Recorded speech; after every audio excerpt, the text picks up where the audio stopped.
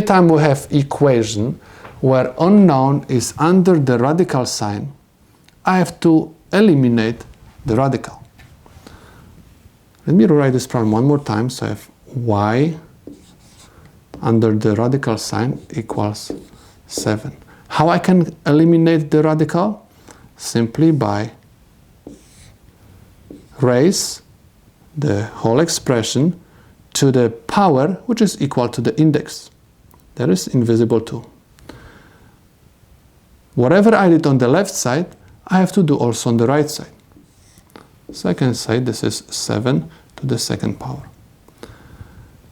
This exponent is going to eliminate my radical.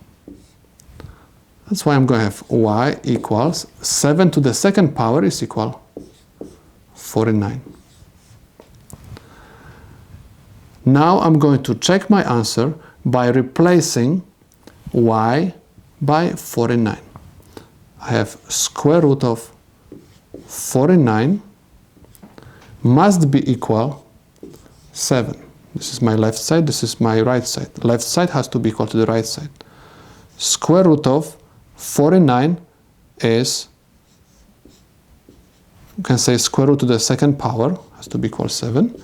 This second power is going to eliminate my radical, and I can say that 7 equal 7. Left side is equal to the right side. That's why y is equal to 49. And this is the solution to my problem. Let's take a look at the second example. We have to find value of x. In order to find value of x, we have to eliminate the radical sign. Let me rewrite this problem. I have 5 equals square root of x over 5. In order to eliminate the radical sign, I'm supposed to raise this expression to the second power. Someone is going to ask y to the second power. Remember, anytime there is no number over here, there is always invisible 2. Okay? And in order to eliminate the square root, I'm supposed to raise the whole expression to the second power. Index has to be equal to the power. Whatever I did on the right side, I have to do also to the left side. That's why I'm going to have 25 equals x over 5. Okay? So I have to find value of x. In order to find value of x, I have to eliminate the fraction. How I can eliminate the fraction? By multiplying both sides of my equation by the denominator. Always by the denominator in order to eliminate the fraction. 5 and 5 will cancel out. I can say x is equal 5 times 25 is 125.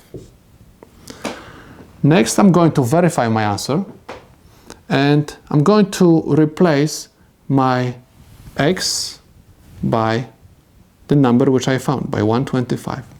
I'm going to write 5 equals square root of 125 over 5. I have to check if the left side is going to be equal to the right side. I'm going to have 5 equals square root of 125 divided by 5 is 25.